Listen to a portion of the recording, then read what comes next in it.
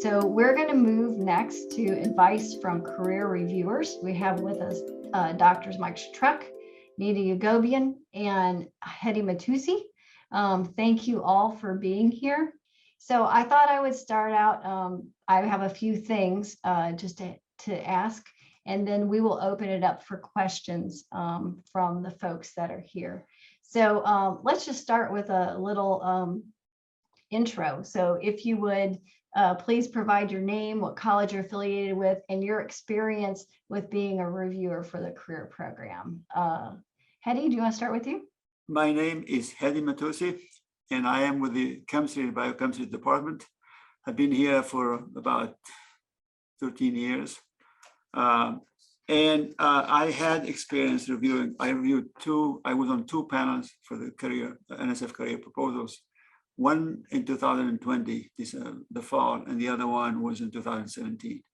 And I also had experience with my own proposal writing in terms of overlapping needs or similarities between career proposals as well as regular proposals. And I'll be able to share some ideas about the outreach component as well. Thank you so much. Neda? Hi, everyone. This is Neda Yagoobian from mechanical engineering. My background is in computational thermofluid dynamics applicable to environmental problems. I got my career in 2021, and I've been in one internal panel. And Mike? Yeah, I'm Michael Shatruk from Chemistry and Biochemistry. I've been here since 2007. I was NSF CAREER awardee, and I also served on a couple of review panels for NSF CAREER and also reviewed them, those proposals ad hoc as well. Let me just ask the first question. I'll start with Mike and then have you all respond to this. What were some of the common denominators of successful proposals that you've seen? So I would say you need to have, as in any proposal, very strong research component. I think that a successful proposal should have not just strong research proposed for the period of the proposal of the project, 5 years, but you also want to show how you're going to build your program in the longer term. So essentially showing that 5 years you're going to spend will build the foundation for the success of your research program in the future. The second component that's important, of course, is education. I think you've just talked about that because I saw Roxanne here. And so for education, I say that the proposals that are viewed very favorably are those that that leverage institutional strength and institutional resources and interests in education. So that where your educational component is not just a standalone effort, but somehow integrated with whatever priorities of your department and your college are. The last thing I think is that integration of research and education, you can actually, where you show that you can fuse somehow those efforts in some way. And it's not just that you're going to take your research results and show them in your class. That's sort of very, very basic. But I think you want to show that what you're trying to do as researcher and as educator is integral to one another. So that's really important. That's it. Thank you. I can add to it. For me, based on the discussion with the reviewer or the panel reviewers, I think the most important aspect is the science or the proposal itself. Crisp writing is really critical for these proposals. And for that, the candidate should really dedicate enough time to assemble the proposal, go over it, edit it, get some help from senior person if possible. And because every aspect has to be really fitting with no wiggle room. And I've found proposals written like that are those who consistently got good reviews and funded. Anything loose didn't make it. The outreach component is important, but it's not as important. But it is really, I think they pay attention to it because it's a career proposal. And as Mike said, leveraging what's at the university, having research component associated with what is available on campus could help. But you can vary it. I mean, I saw a variety of proposals ranging from video, recording, visiting schools and things like that. And it's the same thing, pay attention to the details and have a coherent story in the process. But clearly the writing and the, how should I put it, a good description of the scientific idea and emphasize the novelty and their importance are critical to a successful proposal. Thanks, Neda.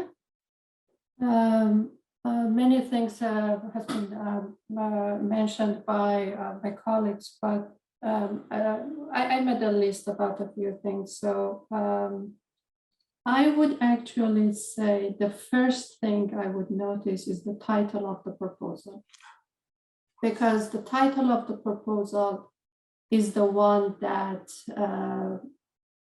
helps you to get the right reviewers. That's the only one actually, because if your title is pretty general, then I mean everybody can choose your proposal as the one that they would read in the panel.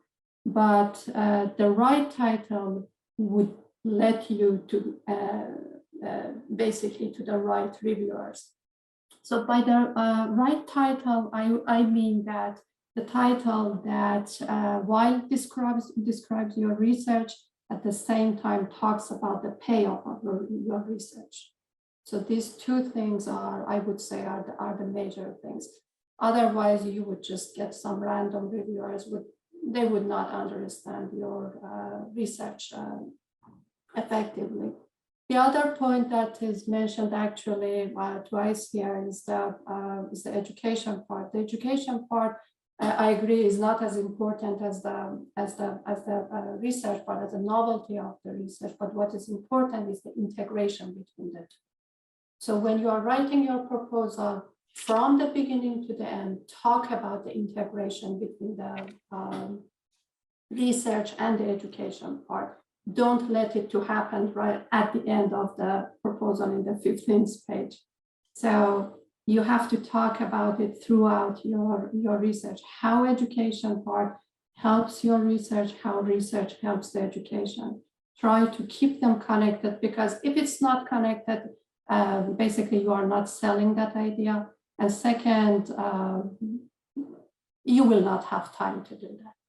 So there must be a synergy between the two. Otherwise, your research is focusing on something and your education is just doing something else. Maybe you are, I mean, for me as an engineer, I have to have something helps my research. If I do something else that I do not have more time, I do not have more than 24 hours, 7 days to spend on a separate thing. So I had to keep that in mind. The last thing I would say is while you are writing your proposal, make sure that you make clear why you are right to do this research, because you want to distinguish yourself among the other people that they are doing this similar research or capable of doing similar research. Also, you want to emphasize yourself among the other people that send the proposal to the same program. So why you are right to do this research is pretty important. Thank you. I'm going to stay with you, Neda, and ask you conversely, what are, as a reviewer, what are some of the most common errors you see? Wrong choice of word. So one, I cannot emphasize actually more on that. A wrong choice of words throughout your proposal is pretty, I mean, it can kill the proposal. Meaning that if you're using words that are not familiar to the people who usually go to that panel, so it would seem that your proposal is good for another program. So one good advice actually I got from my program manager was that, okay, be careful how you use So my work is about environmental problems. I work computational research on atmospheric boundary layer. So the atmospheric flow interaction with the Earth's surface. So when I was talking with the program manager, I was keep saying, okay, atmospheric flow, atmospheric boundary layers. He told me, be careful of using atmosphere. Be careful not to use this word atmosphere too much, because I was sending my proposal to that fluid dynamics program, and atmosphere would seem like a word that is more appropriate to the atmospheric program. But everything I was talking about was fluid dynamics. So that's one thing, but I mean, it might seem too technical. I don't know if it's even clear, but the words that you choose throughout your proposal is pretty important. So it should not be vague, it should not be too technical, and your proposal should be readable to any kind of people with any background. I would like to add something to the proposal component, which is it's not about application. NSF actually likes you to emphasize real scientific problem to be addressed and understood. I think application, let's say, for example, for people who do photovoltaic devices, the emphasis on improving the efficiency is not as crucial as what scientific problem, chemistry or physics, you're addressing in the process. And NSF tends to really like that. You wanted to focus primarily on the fundamental science. The other thing in terms of, actually, what Neda said was quite correct. The wrong choice of one or two words can throw you off, either to a different panel or get somebody who misunderstands what you said and calls you a name that you don't know what you're doing, or you're not a chemist, you're not a physicist, or you're not an environmental engineer, because you chose a word that you didn't pay attention to. So that's why I said early on, writing a proposal, you need to really look at every aspect of it. You need to read it multiple times and make sure that every word there belongs. I agree with sort of you have to choose your words carefully and avoid too much jargon, and don't oversell things that you because you tend to oversell because people are smart. Yeah. Everything is read by experts in your field. You have to sell your science, but don't make some ridiculous claims.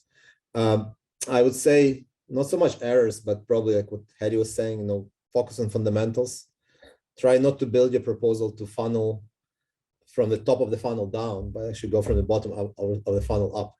Because usually when you want to achieve something specific, like improve the efficiency of a solar cell, you kind of shooting yourself in the foot, because in the end, what happens if you don't improve it, right? So, but understanding fundamental principles that would help, somehow not only the solar cell, but also in general the science underlying it is more important. So I would say that's something I've seen in many proposals where people say, okay, we have something that we need to fix in the technology, and we're going to work on that. But then be very careful not to promise that you will actually deliver that. And I would even say that if you're writing something like that, talking about mistakes, another common mistake I've seen that people frequently pick on was that you say that, something requires fixing, and then you start telling about how great your technology is, and you're giving some numbers, what you achieve, but nobody knows what to compare it to. So if you're going to fix something, you absolutely have to state the state of the art parameters, the state of the art benchmarks. So that's another common feature that I've seen in many cases the proposers got hit on that. And another important thing that I think is happening in many career proposals, you really need to show how you distinguish yourself from your advisors. So your PhD or postdoc advisors, you need to show intellectual independence. I know a lot of us continue doing things we're comfortable with, and that's fine. But you really need to show that you are doing something innovative, using the expertise that you built as the graduate student and postdoc. So that's also very, very important. this isn't a question I had on here, but it just popped in my head. We were talking earlier before some of you got on about prior NSF awards before you apply for career. Do you think it's helpful to have awards before you come in so that you have seed data, or do you think it can be harmful if you have a larger award and then apply for career? I had first regular NSF award and then career NSF award. So it works, it can happen. There are other people in our department who had both. And again, regular first and career later. Frankly, like in my opinion, when I consider a tenure case, and I know that it's shared by many other people, at least who I know, a regular NSF award is more valuable because it's actually you're competing with the entire community. Career, you're only competing with your peers, but career is more prestigious. So it depends on how people value what you achieved. At the same time, if you get a regular NSF award, it does lower your chance to get the career award. And it's not so much because of the reviewers, a little bit. I think it's more because of NSF, because I know very well of cases even in our department when a person with the regular award had very high reviews, very strong reviews for the career and were not awarded. So what my suggestion would be, if you want to approach, if you get a regular NSF award, great. Congratulations, that's actually awesome. But if you get a regular NSF and you want to go after career, what I would really strongly recommend, go to a different division. Don't go to the same division with NSF. So try to increase your chances.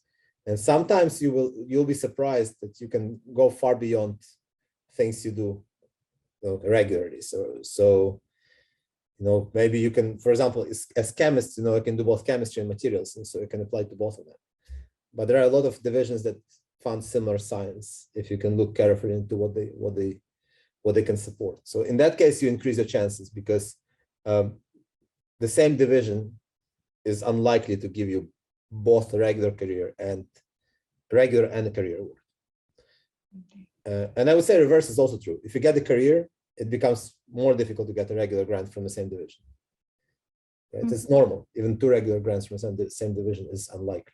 Well, actually, I think NSF division, they really almost never fund the same PI with 2 grants that are concurrent at the same time. It hardly ever happens.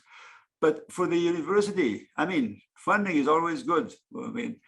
As long as you have funding, one career or regular, it's fine.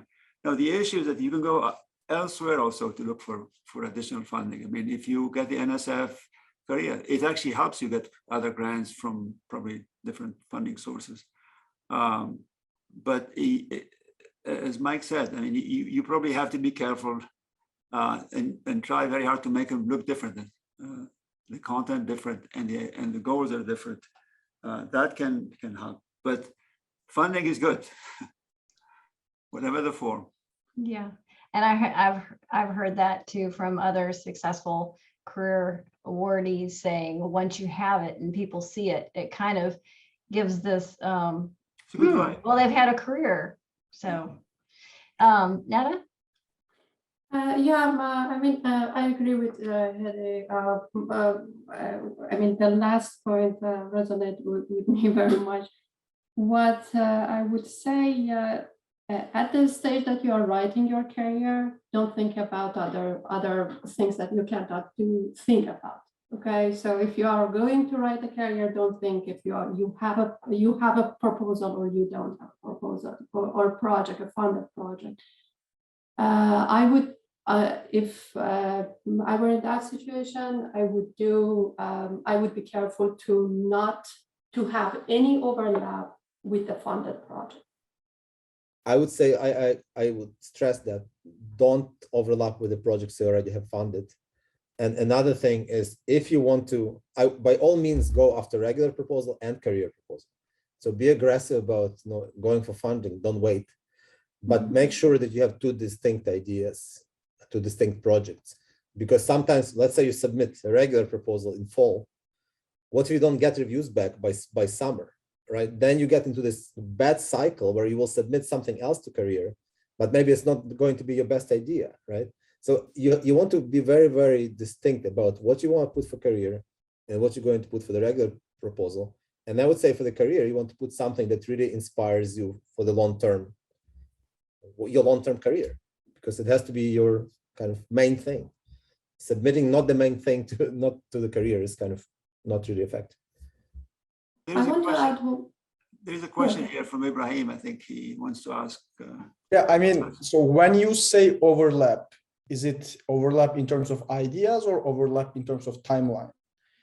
Because I mean, my question is very specific because I have a regular grant that is gonna end of this summer, but I am thinking about extending it one more year because I didn't use any travel money. Do you think the fact that I extend it will impact the career decision? You cannot pursue the same research. It's not same research. I mean, it's another topic, but it's the same department. If it's another topic, that's fine. If you, Okay. I know if you're exploring ideas. fluid dynamics, in I don't know, somewhere in the ocean, and fluid dynamics, I know in breweries, right? Those are different topics, right? They're related by the fundamentals, but you consider different problems. So I think that's fine, right? It's just like don't overlap doing the same thing, the same research with two different sources. Okay, thank you.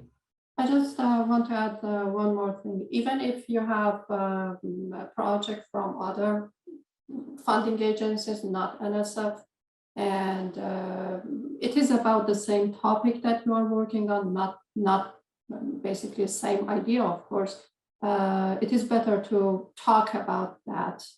What's the difference between the funded project, even by a different agency, even with an NSF? What's the difference? What different aspect that you are seeing in your career proposal and how it fits in your long-term career plan? If you were sitting down with somebody who's applying for career, and you could give them one solid piece of advice, what would that be? I can start on that one. Okay. Don't do things in a rush. Don't dedicate enough time and enough energy and lucidity to write something really good. Otherwise, it's not going to happen. I would emphasize on the same thing. To start soon and ask different people, multiple people to read your proposal, because out of those reviewers that you get, probably, I don't know, if, for example, you ask 5% to read your proposal, probably one or two are going to just be a good one. So you want to give yourself enough time to prepare the proposal and then give enough time to your colleagues or people who are helping you to have enough time to read your proposal and get the feedback and have time to implement those feedback. Yeah, so I second all that. Start early, both on research and education. While Hedi and Neda kind of said that outreach is not that important, I sort of disagree. I've seen when proposals were lowered in ranking. This is not a regular NSF proposal. This is career proposal. It must have the educational component. If you don't have it, you will not get funded. You absolutely must have education component, and it has to take not one page. It has to be another thing. In education component, you have to include references, how you're going to measure success, and things like that. So I've seen good research proposals just killed for not having that. Actually, the outreach component is important for regular proposals. No, this is not outreach, Hedi. This is not outreach. No. Career should have educational component. Okay, I agree with that. Right? What I was saying, I didn't say it's not important. I said that the science starts first. If the science is faulty, everything follows. So the science has to be solid, and then the education or outreach component come into play second. So you need it, but if the science is not there, then you start on the wrong foot. The two should not be separate. So start soon with the education part as well. I mean, start a few years before applying to your career proposal, because you want to show that you have a history in doing such thing, and then you've been successful. You have result from that, and then how that education is integrated with your research. the reason why you need to start early and spend enough time. Writing a proposal is not the most fun experience. It is dreadful. Sometimes it's just nerve-wracking. And you always ask yourself the question, will this get funded? But you have to do it. And if you do it in a rush, it shows up very fast. Great points. I mentioned earlier in our other, just just like you're saying, Hedi, the quality of proposals, you can often tell if they were done quickly or there was a lot of time. And it shows. Reviewers can tell. And I saw it as a reviewer, I saw it from my own work, my own proposals. It's just anything. I mean, and for the panel, when they go to the panel, they always tell you, we don't have a lot of money. We have funds to find maybe 2 or 3 proposals out of a whole pile of proposals. So you really like working with a small percentage to make it or not make it. So everything has to fit in. Well, let's see if there are other questions out there. Yeah, thanks, guys. This is really helpful. I actually really enjoyed, Mike, that last little point you were making. That was sort of a little bit of a disagreement, but if you could talk a little more about how outreach and education are different, or what you're looking for that's different there, in that I felt like maybe there was some indication earlier that a public outreach could sort of fill in the educational piece of it, but do you not see it that way? Or this is your career proposal. So you're writing, and like, for example, one advice I was given when I was writing my proposal is that the first page, you have to write kind of summary, not the summary, project summary to a separate thing, but on the first page of your proposal, you have to write the summary of your research and educational goals and how they kind of underlie your overall overarching career plan. And that, I think that's a lot of proposals I've seen do that now. But this is your career proposal. You are a researcher and you're an educator. So to show how you're going to build both of those components of your career. And as an educator, it doesn't have to be a single thing.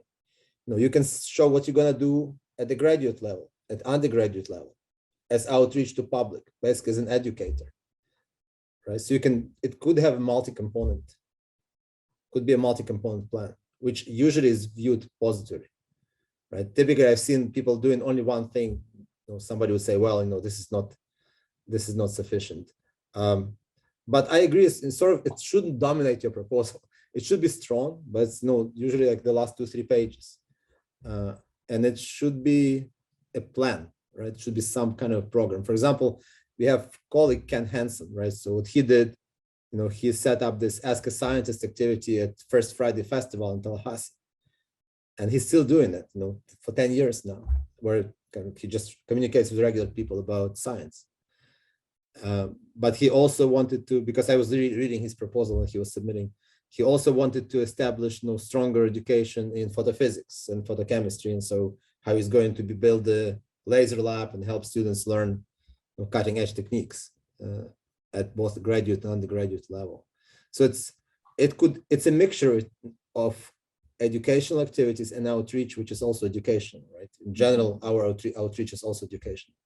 That's why there's kind of this, I think, juggling of outreach and education back and forth, but outreach is part of education. It's actually supervising students, whether graduate or undergraduate. That's part of education. That's you can integrate that in your research plans with a few examples. Having undergraduate students spending a few semesters in your lab working on a specific project, that is education. I guess what I was curious about is the extent to which you would be looking for outreach beyond the education with students, if there's some sort of like a broader impacts beyond the student interaction, but to the general public. It's up to you. Okay. Maybe Neda has some advice. She's done it. I'm trying to think about it. I remember I had all these questions, and it cannot be, absolutely cannot be limited to educating your PhD student and the undergrad. students that usually come and go out of your lab.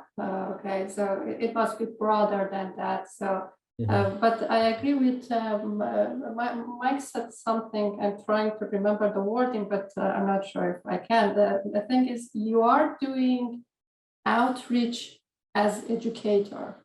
So this outreach could be to high school students, but you are doing it as an educator. And the overall plan of the synergy and integration between the research and education, you have to emphasize that how it helps you, how it plays in your long-term career plan, basically.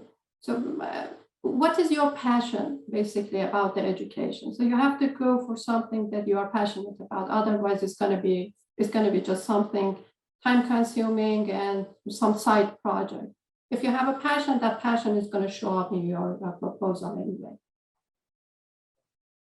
If, for example, if you are not passionate to work with children, small children, so if you talk about that, you cannot sell it, okay? But if you are passionate to educate high school students, or let's say, if you are not passionate about educating the students, but you're passionate about educating teachers, so you have to work on that. So think about what you like to do and then leverage that into your education.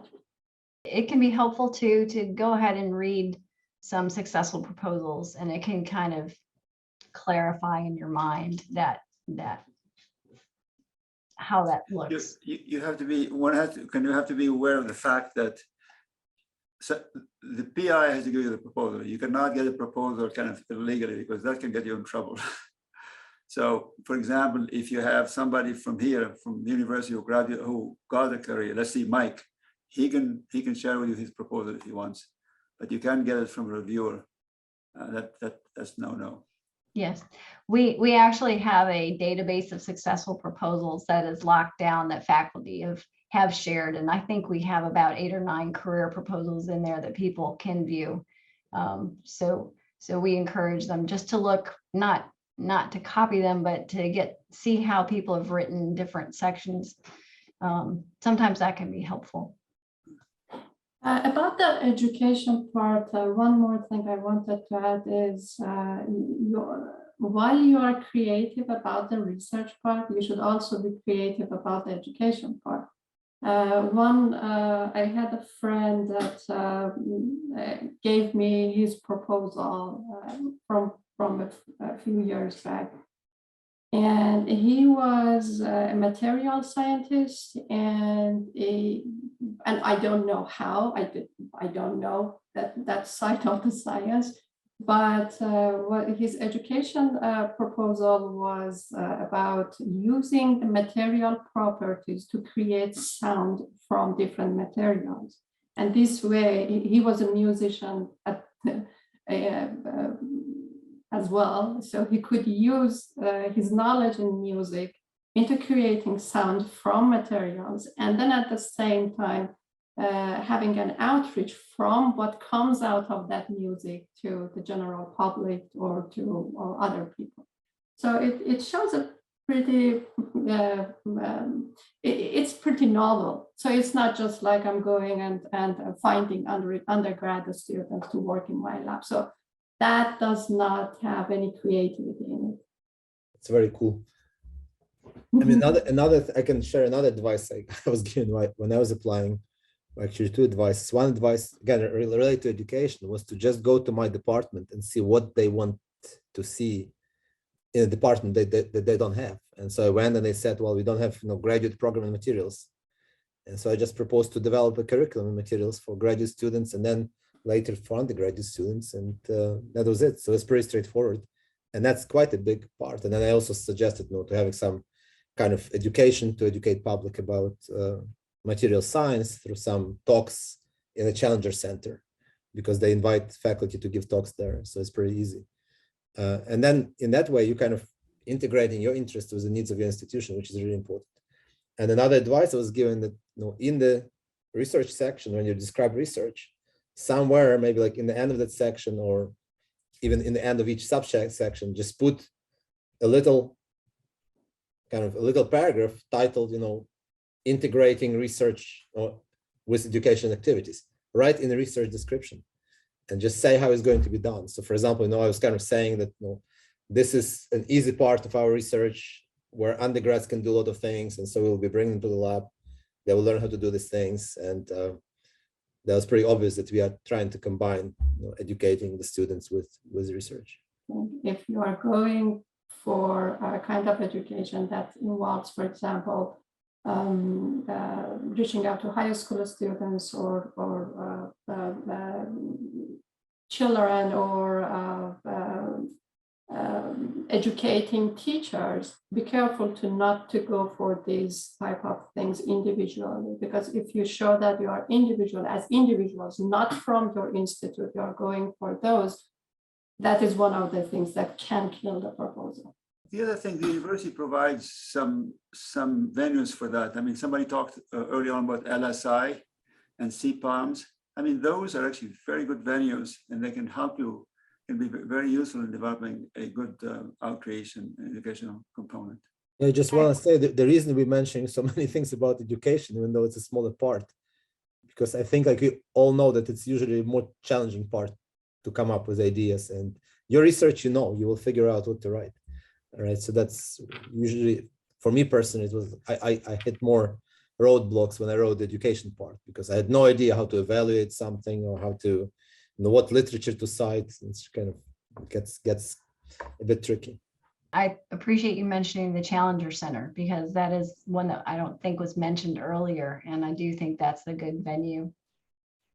And as I mentioned, figuring that out early, because it's hard if somebody, comes knocking at my door in late May or June and they haven't figured this out yet. It's a little late to start developing relationships that quickly. Beth, there's one more cool opportunity I've just thought of. Yes. And I don't know if that was sounded, but you guys might know there's this, I think it's called Ollie Center for Education of Seniors, where basically they can take courses, and FSU offers like hundreds, well, at least 100 of courses for seniors, and they go there and they take courses. And the course, I think it's only like you have to teach 4 or 6 times in a semester. It's like 1.5 hour. I forgot what it was, because they were talking to me about that, but I declined because I was too busy. But in principle, this is like an easy outreach for public, right? You just take your stuff and you teach them about your science, or your passion in science for 6 hours. And it's pretty light effort, in my opinion. And so look into that. It's cool. I think it's OLLI. Yes. Right. And it's another good opportunity. I know the LLI is lifelong learning or something like that.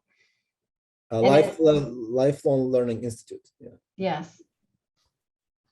Okay. Any parting thoughts? Any of you? Don't be discouraged if you don't get funded the first time.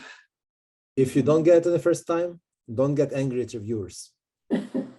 You're most helpful, people, because if you take that criticism in good mood and good faith, you'll be able to improve the proposal. Start talking to your program manager as soon as possible, and it would be a good chance if your program has an experienced program manager. I worked with a program that had a program manager who came in 1 week before the due date of the career proposal. And I had,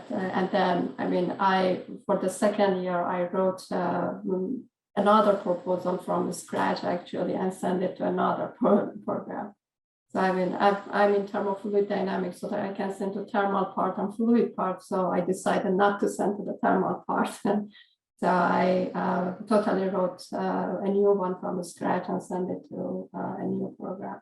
And I think that while the program managers are not directly influential, but their experience, I think, is very, very effective. And when you talk to them, if they give you an advice, those are going to be gold. So get them along with us.